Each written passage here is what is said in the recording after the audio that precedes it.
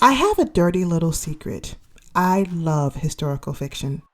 And I can curl up with an historical romance book and just disappear for days. There is something about women overcoming the odds, rising through the ranks to dominate an industry or acquire a queendom. Of course, you guys know who I'm talking about. I'm talking about Catherine De Medici. She was a woman ahead of her time, and quite often vilified by her enemies as, a witch.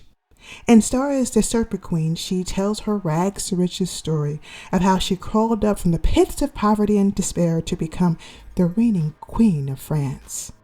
And she does this, of course, using, you guessed it, black magic. People hate her because, one, she is successful at it, and two, she doesn't give two fucks about what other people have to say about it.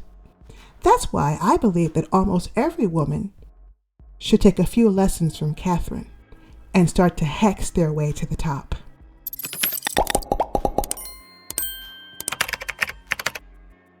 For some reason, a great deal of successful women from yesteryear dibbled and dabbled in what some would call occult magic.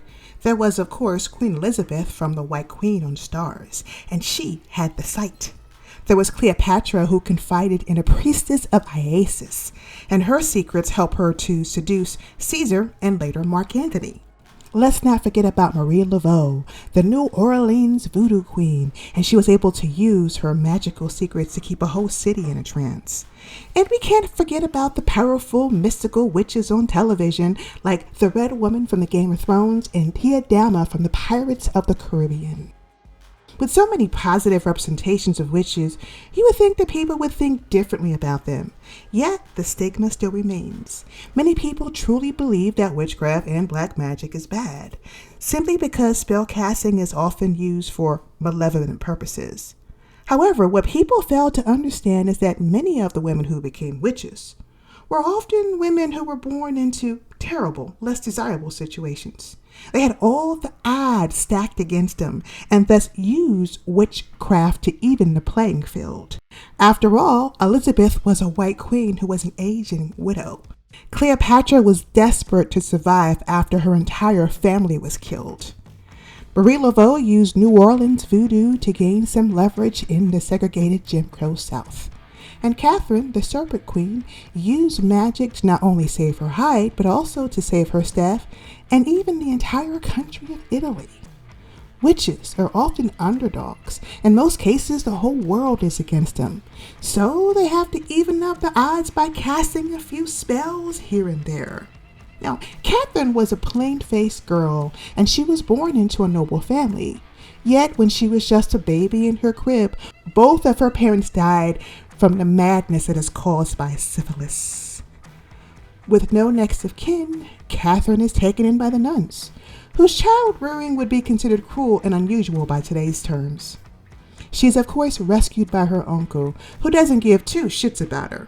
Instead, like most wealthy and or noble women born back in the day, he was going to use Catherine as a bargaining tool.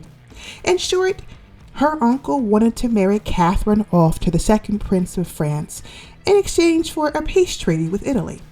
They march off and arrive in France in a goldy and weirdly ostentatious egg.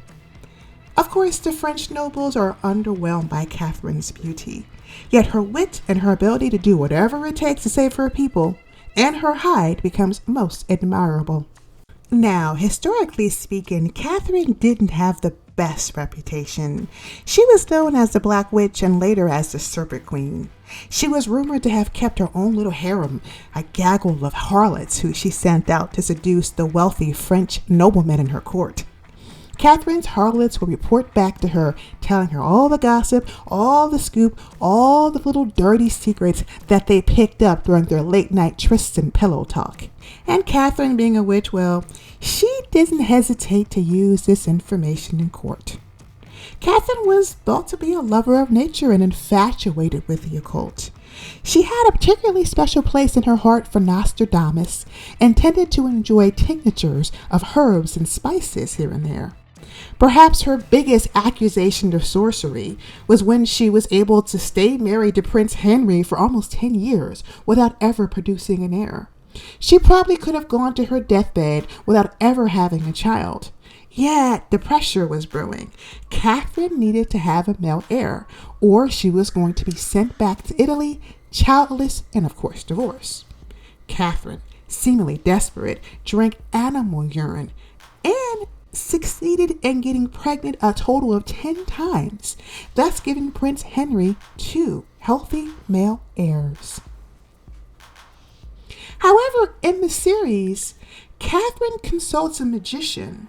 He lectures her about the price of magic and how wishes can only be granted when a sacrifice is given. With magic, there is always a cost, and no one, not even the magician, knows what the cost is going to be. In the series, The Serpent Queen, it is Catherine's handsome dressmaker who was pulled apart. He serves as the sacrifice needed to give Catherine her 10 children and thus giving Prince Henry his male heirs. Later, it is Catherine's son and later her husband Henry himself who both sacrifice themselves in order to give Catherine freedom that she so desires and the power to finally become the reigning queen. Now, if you've never watched this series, you would think that Catherine was a wicked witch, that she was a terrible queen, that she used magic to control and gained power for power's sake.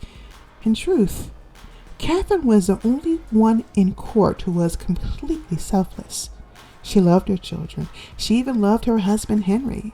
She realized that if she didn't take control, the court will devolve into complete chaos. And that, my friends, is what black magic is. It's all about taking power from people who are manipulative and coercive and egotistical. Once you take this power, you can then use it to destroy your enemy and, of course, slowly destroy them. In short, black magic has been used by the notoriously powerless to gain leverage or to help them take control of a seemingly negative situation. Now, a lot of you are thinking that this is wrong. It's just not right to practice black magic because someone somewhere is going to get hurt. But guess what, Mr. and Mrs. Self-Righteous? People are being hurt and harmed all over the world every day. Teenage girls are being sold into prostitution. Unarmed men and boys are being bullied and shot by the police. People are working for slave wages and can't even make enough money to pay their mortgage or pay their rent. And thousands of animals are dying due to pollution and contamination. When do we decide to take power from people who abuse it? When do we decide that we are going to take control of a seemingly negative situation? When do we make the decision to hex our way to the top?